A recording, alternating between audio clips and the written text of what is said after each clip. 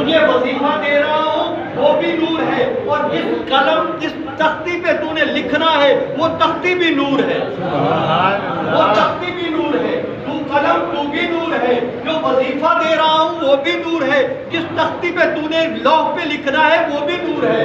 قلم نے کہا میرا رب بتا وظیفہ کیا ہے؟ تو میرے رب نے کہا کہ قلم وظیفہ لکھ، وہ وظیفہ ہے لا الہ الا اللہ، یہ وظیفہ ہے۔ قلم کہتی ہے میں نے خوشی سے وظیفہ قبول کیا اور وہ لکھنے لگ گئی۔ قلم نے 500 سال تک تقریب لا الہ الا اللہ لا الہ الا اللہ لا الہ الا اللہ لکھتی رہی، 500 سال تک یہ تحریر چلتی رہی۔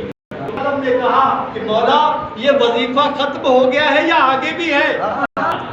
وظیفہ ختم ہو گیا ہے کہ آگے بھی ہے؟ رب ذوالجلال نے کہا کہ قلم ابھی کا پیازی وظیفہ مکمل نہیں ہوا، وظیفہ تو اب مکمل ہونا ہے۔ تو قلم نے کہا مولا بتا آگے وظیفہ کیا ہے؟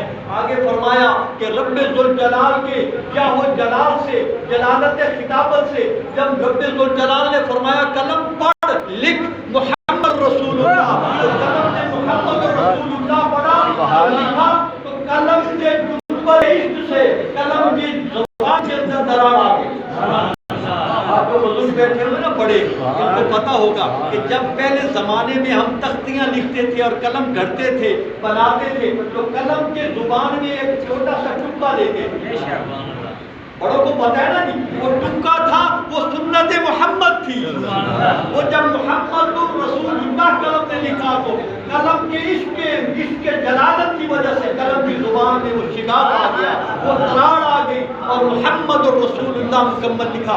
آج آپ جو ہے مکمل محمد رسول اللہ لکھتے لکھتے لکھتے 500 سال تک قلم محمد رسول اللہ کا وظیفہ لکھتے رہی۔ میرے بھائیوں ایک دفعہ درود و سلام پڑھیں، اللہم صلی علی سیدنا و مولانا محمد وعلی سیدنا و مولانا محمد وبارک وسلم۔ 500 سال تک قلم نے یہ وظیفہ لکھا لا الہ الا اللہ محمد رسول اللہ۔ اب وظیفہ مکمل ہونے کے بعد رب ذوالجلال نے کہا کہ قلم تم نے لکھ لیا، اب تجھے بتاؤں؟ قلم نے کہا مولا اور کچھ بتانا ہے تو بتا، اور کیا ہے؟ رب ذوالجلال نے اس نور سے جو پیدا کیا تھا، اس نور سے 4 ملائک کو پیدا کیا اور فرمایا کیا قلم اب میرا جاہ جلال بھی دیکھ لے۔ اب رب ذوالجلال المؤمن المہیمن العزیز الجبار المتکبر سبحان اللہ عما یشرکون، میرا جاہ جلال بھی قلم دیکھ لے۔ قلم نے کہا کہ مولا دکھا اپنا جاہ جلال۔ رب ذوالجلال نے کہا کہ یہ دیکھ، رب ذوالجلال نے 4 فرشتوں کو پیدا فرمایا جن کو رب ذوالجلال نے حکم فرمایا کہ یحملون العرش، میرا عرش اٹھاؤ، میرا عرش اٹھاؤ۔ وہ فرشتے انسانی صورت میں، گھوڑے کی صورت میں، گائے کی صورت میں، شیر کی صورت میں پیدا ہوئے، ان کے کندھے جو کہ اللہ کے عرش کو لگے اور ان کے پاؤں تحت ثری زمین کے اندر۔ تو رب ذوالجلال نے حکم فرمایا کہ لکھو اب جو ہے میرے عرش کو اٹھاؤ۔ وہ 4 فرشتے قوت والے تھے، زور والے تھے، اٹھانے لگے، قاصد آ گئے، رب ذوالجلال کو کہنے لگے کہ مولا تیرا عرش تو بہت بھاری ہے، نہیں اٹھایا جا رہا۔ رب ذوالجلال نے فرمایا اور فرشتوں کو بلا لو، اور فرشتوں کو بلایا، عرش اٹھانے لگے، نہیں اٹھایا گیا۔ رب ذوالجلال نے فرمایا کہ تمہیں اپنی قوت کا تمہیں پتہ چل گیا، اب تمہیں دوسرا وظیفہ بتاتا ہوں، یہ پڑھو تو تمہارا میرا عرش بھی اٹھا جائے گا۔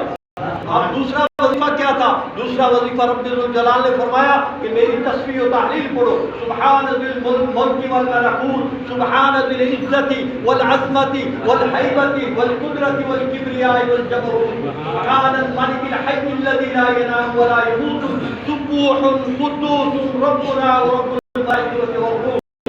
یہ پڑھو۔ رب ذوالجلال کے ملائکہ نے یہ وظیفہ پڑھا تو اللہ کا عرش پڑھا، ہونے لگی تو اللہ کا عرش بھی اٹھ گیا۔ رب ذوالجلال نے